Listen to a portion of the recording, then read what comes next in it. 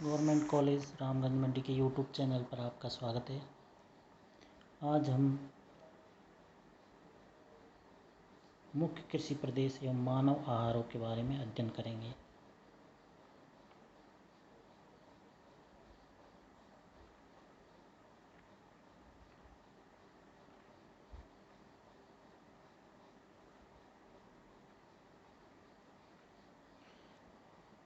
तो विश्व में कृषि प्रदेश कौन कौन से हैं और उनमें क्या क्या भौगोलिक समानताएं पाई जाती है, क्या क्या विषमताएं पाई जाती है, इन सब चीज़ों का हम अध्ययन करेंगे। तो सबसे पहले हमें ये समझना होगा कि कृषि प्रदेश क्या होते हैं।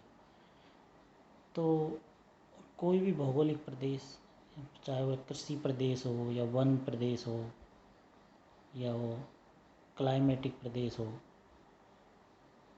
उसे एक प्रदेश के रूप में इसलिए उसका समायोजन किया जाता है क्योंकि उसमें कुछ भौगोलिक समानताएं पाई जाती है। एक कृषि प्रदेश भी वो कृषि प्रदेश है जिसमें कृषि विधियों और वहाँ पर होने वाले उत्पादों में समरूपता पाई जाती है। तो व्हीटलसी नाम के एक भूगोलवेत्ता हुए हैं, उन्होंने विश्व को 13 कृषि प्रदेशों में बांटा है। व्हीटलसी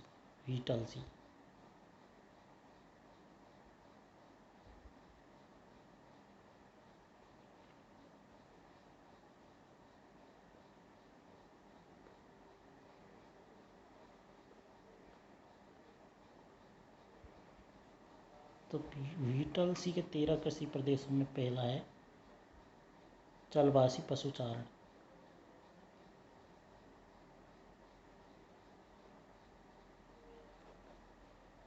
जिसको नोमैडिक हर्डिंग रीजन भी बोलते हैं। तो चलवासी पशुचारण के अंतर्गत जो व्हीटलसी ने जो क्षेत्र को शामिल किया है वो सामान्यतः शुष्क मरुस्थल है या फिर टुंड्रा के प्रदेश है, यानी वो ऐसे छिन्न भिन्न प्रदेश है जिनमें कृषि नहीं की जा सकती, वहाँ पर चलवासी पशुपालन किया जाता है। व्हीटलसी का दूसरा प्रदेश है व्यापारिक पशुपालन प्रदेश।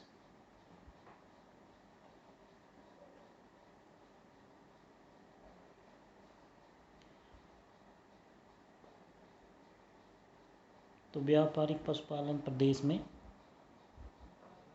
ऐसे प्रदेश शामिल हैं जहाँ पर पशुपालन के साथ साथ व्यापार किया जाता है। तो व्यापारिक पशुपालन के क्षेत्रों में जैसे संयुक्त राज्य अमेरिका का उत्तरी पूर्वी भाग हो गया, दक्षिण अमेरिका के अर्जेंटीना, ब्राज़ील, उरुग्वे, वेनेजुएला के शुष्क भाग, ऑस्ट्रेलिया व न्यूजीलैंड के कुछ भाग फैले हुए हैं। इस क्षेत्र में पशुपालन ही मुख्य धंधा है। उत्तरी अमेरिका में गाय और भैंसें पाली जाती है, जबकि ऑस्ट्रेलिया और न्यूजीलैंड में भेड़ पाली जाती है। इन पशुओं से दूध, खाल, ऊन, चर्बी आदि प्राप्त किए जाते हैं। कुछ देशों में मोटे अनाज भी उगाए जाते हैं जो पशुओं को खिलाने के काम आते हैं। तो ये हो गया व्यापारिक पशुपालन प्रदेश। तीसरा है स्थानांतरित कृषि प्रदेश। तो स्थानांतरित कृषि प्रदेश में सामान्यतः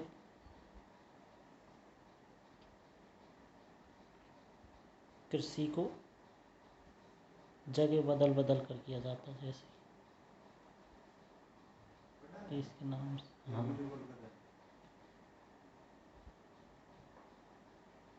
स्थानांतरित कृषि प्रदेश।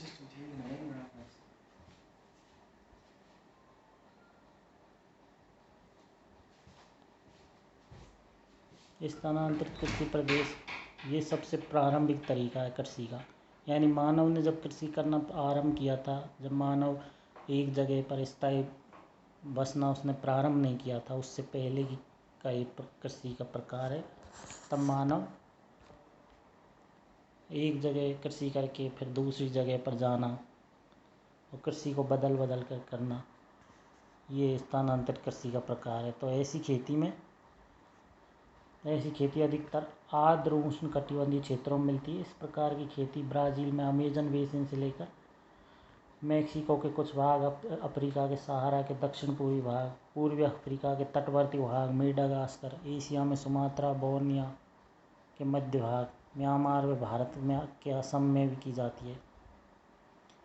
इस क्षेत्र में रहने वाले वृक्षों को काट कर या जलाकर ज़मीन को साफ कर लेते हैं। फिर 3-4 साल तक खेती करने के बाद जब उत्पादन कम हो जाता है तो नई ज़मीन को साफ करते हैं। इस विधि को भारत में झूमिंग खेती भी कहते हैं।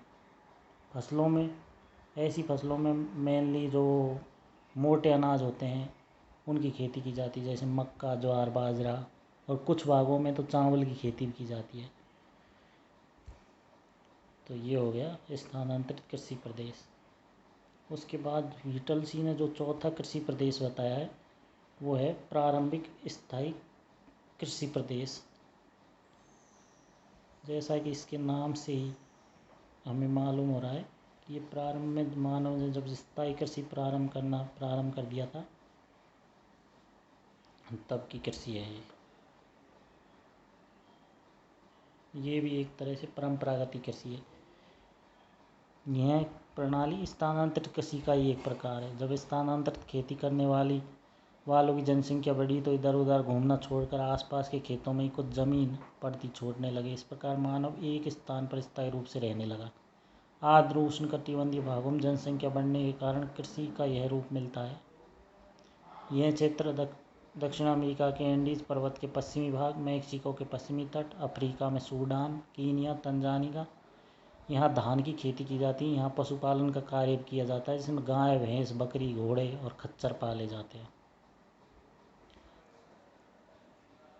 अगला जो 5वां प्रकार है कृषि का, चावल प्रधान गहन निर्वहन कृषि।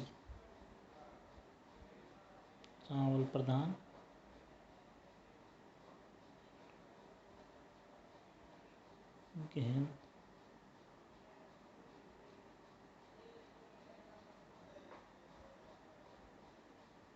गहन निर्वहन कृषि। तो इन देशों में खाद्य फसलों का उत्पादन स्थानीय उपभोग के लिए किया जाता है। चूँकि आबादी अधिक है इसलिए उत्पादन की यहीं खपत हो जाती है। इन क्षेत्रों में वर्षा का औसत 150 सेंटीमीटर से अधिक होता है। इनमें जो दक्षिण पूर्वी एशिया है उसके देश आते हैं, और उत्तर पूर्व भारत का उत्तर पूर्व भाग भी हो गया, चीन का मध्य भाग और दक्षिणी भाग, बांग्लादेश, ऐसे क्षेत्रों में आते हैं। खेती के लिए पशुओं का उपयोग किया जाता है, इसलिए पशुपालन भी खेती का मुख्य साधन है। कृषि में मशीनों का उपयोग कम तथा मानव पशुपालन अधिक होता है। चावल के अतिरिक्त ज्वार, बाजरा, गन्ना, जूट, तिलहन आदि फसलों का उत्पादन भी होता है। इस क्षेत्र के किसानों का जीवन स्तर निम्न होता है। अगला हो गया चावल विहीन गैर निर्वहन कृषि।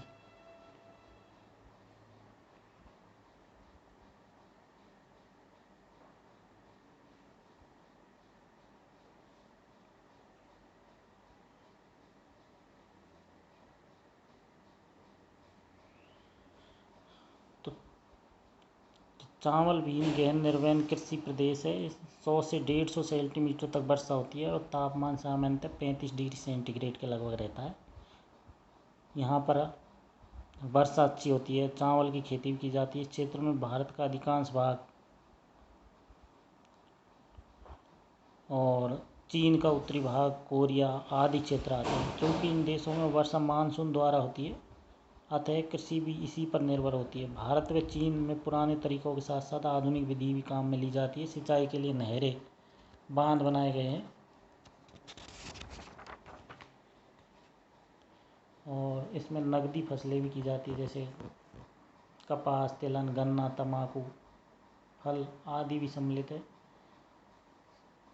और इन क्षेत्रों में सबसे अधिक दूध उत्पादन भी होता है, किंतु जनसंख्या अधिक होने के कारण इसकी खपत यहीं हो जाती है। अगला कृषि का प्रकार है व्यापारिक बागवानी कृषि प्रदेश।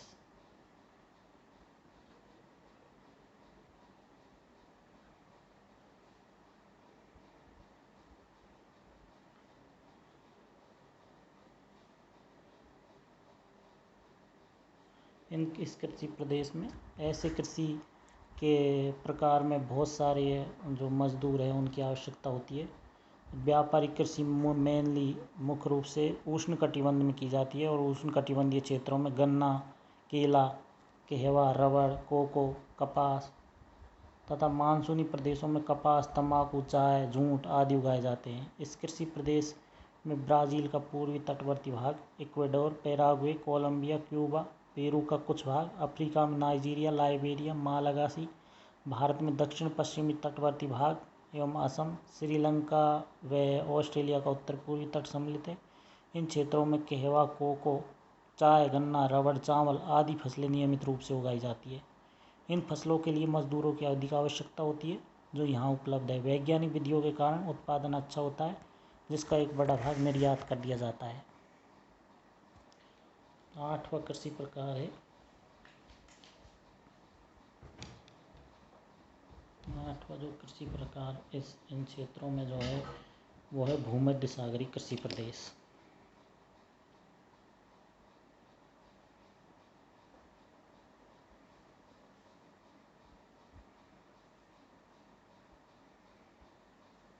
तो भूमध्य सागरीय कृषि प्रदेश, इस क्षेत्र का नामकरण भौगोलिक स्थिति के कारण है। यहाँ वर्षा का औसत 40 से 100 सेंटीमीटर है और तापक्रम 20 डिग्री सेल्सियस के लगभग रहता है। वर्षा सर्दी में चक्रवातों द्वारा होती है। अब जैसे मानसूनी क्षेत्रों में तो वर्षा गर्मियों में होती है, लेकिन यहाँ पर उल्टा है, यहाँ पर वर्षा सर्दियों में होती है। रबी की फसल वर्षा पर आधारित है, जबकि खरीफ की फसल सिंचाई के द्वारा उगाई जाती है। गर्मी में पहाड़ों पर बर्फ़ पिघलने से नदियों में पानी आ जाता है। यूरोप, एशिया, उत्तरी अफ्रीका के वे सभी देश इसमें आते हैं जो भूमध्य सागर के तटवर्ती भागों में स्थित है। इसके अलावा दक्षिण अफ्रीका का दक्षिणी भाग, ऑस्ट्रेलिया का तटवर्ती भाग, दक्षिणी अमेरिका मध्य में चिली, उत्तरी अमेरिका में कैलिफोर्नियाई प्रदेश के भाग इसमें सम्मिलित है। यहाँ मुख्य खाद्य फसलों में गेहूँ है और इसके साथ साथ मक्का, ज्वार और जहाँ संभव हो वहाँ चावल की खेती भी की जाती है। इस फसली क्षेत्र का मुख्य उत्पादन इनमें अंगूर, रसदार फल, अंजीर, जैतून, खजूर का उत्पादन किया जाता है। कॉर्क की खेती स्पेन और पुर्तगाल में की जाती है। कैलिफोर्निया में बादाम, अखरोट, पिस्ते, अंगूर आदि कई प्रकार के मेवे उगाए जाते हैं। फ्रांस, स्विट्ज़रलैंड, बुल्गारिया, यूगोस्लाविया में बड़े पैमाने पर फूलों की खेती की जाती है। यूरोप के सभी देशों में अंगूर से शराब बनती है। फ्रांस में विश्व में सबसे अधिक मात्रा में अच्छी किस्म की शराब बनती है, जबकि उत्तरी अफ्रीका व पश्चिमी एशिया के मुस्लिम देशों में अंगूर से किशमिश बनाई जाती है। यहाँ धर्म का प्रभाव देखने को मिलता है, क्योंकि यहाँ मुस्लिम बाहुल्य लोग हैं, तो शराब, इस मुस्लिम धर्म में शराब प्रतिबंधित है, इसलिए यहाँ पर किशमिश बनाने में अंगूर का प्रयोग किया जाता है। अगला जो कृषि प्रकार है वो है व्यापारिक खाद्यान्न उत्पादन कृषि क्षेत्र।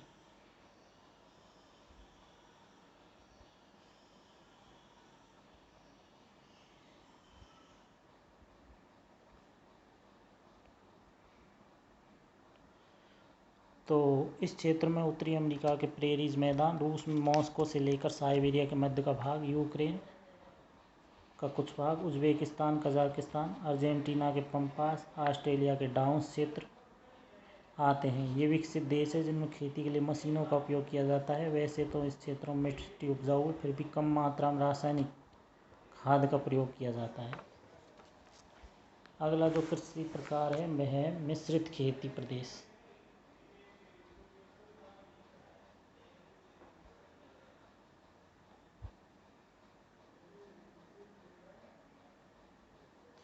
तो मिश्रित कृषि प्रदेश, जब कृषि के साथ साथ पशुपालन किया जाता है, तो पशुपालन को भी कृषि का आवश्यक अंग माना जाता है, इसलिए उसे मिश्रित खेती का नाम दिया जाता है। दोनों में ही व्यापारिक उद्देश्य से उत्पादन किया जाता है। इनके इस प्रकार के कृषि के प्रदेशों में संयुक्त राज्य अमेरिका का मध्यवर्ती मैदानी भाग हो गया, यूरोप में फ्रांस के तट से लेकर यूक्रेन के मैदानी भाग तक फैला हुआ है। यहाँ पर औसत वर्षा 50 से 100 सेंटीमीटर और तापक्रम 20 सेंटीग्रेड रहता है।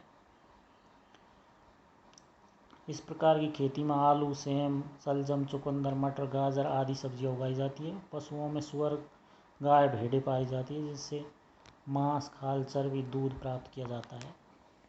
अगला जो कृषि प्रकार है वो है निर्वाहक फसल व पशु उत्पादन कृषि प्रदेश।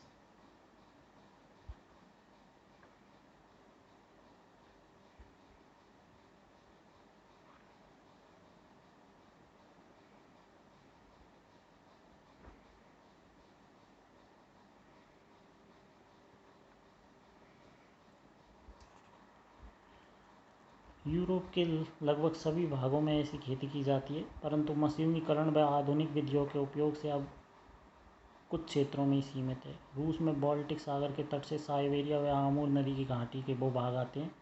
यहाँ पर फसलें केवल गर्मी में होती है। सर्दी में तापक्रम 10 सेंटीग्रेड से औसत हो जाता है और 25 से 40 सेंटीमीटर तक यहाँ वर्षा होती है।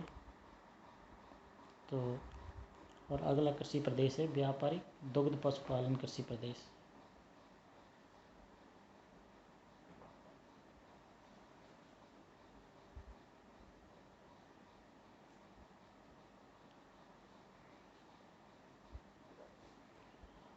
इस क्षेत्र में यूरोप में नीदरलैंड, बेल्जियम, डेनमार्क, दक्षिणी स्वीडन, उत्तरी अमेरिका में संयुक्त राज्य अमेरिका की झीलों के लिए तटवर्ती क्षेत्र से लेकर न्यू इंग्लैंड तक, कनाडा के प्रेरी प्रदेश, ऑस्ट्रेलिया के पूर्वी तटवर्ती भाग, न्यूजीलैंड एवं तस्मानिया आते हैं।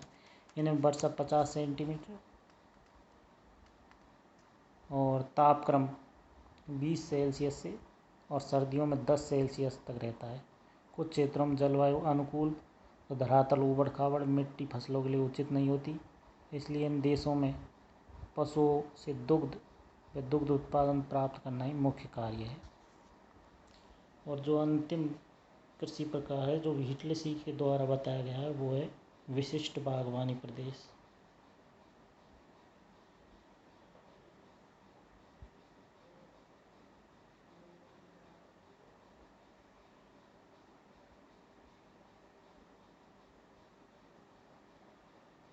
विशिष्ट बागवानी प्रदेश तो ये विश्व के ऐसे क्षेत्र है जहाँ ज़मीन ऊबड़ खाबड़, मिट्टी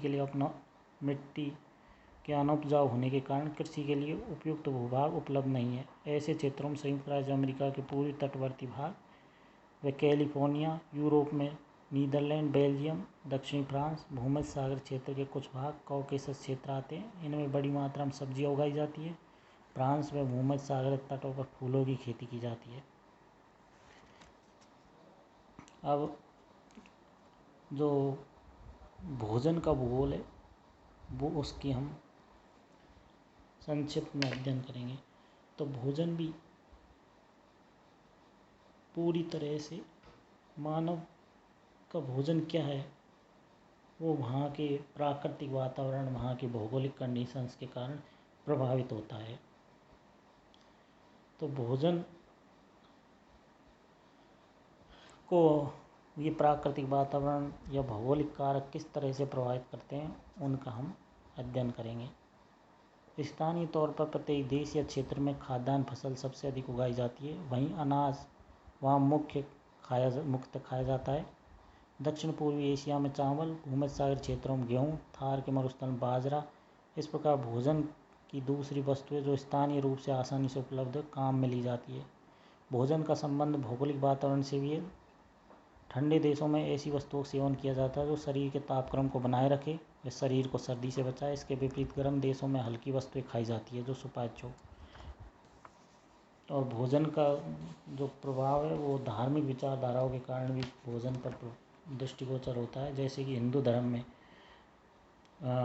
या जैन धर्म में मांस का परहेज़ किया जाता है, जबकि मुस्लिम व यहूदी देशों में सूअर को गंदा समझकर उसका मांस नहीं खाते। सिख लोग केवल झटके का मांस खाते हैं। रोमन कैथोलिक देशों में वर्ष में कुछ दिनों के लिए मांस का उपयोग नहीं किया जाता।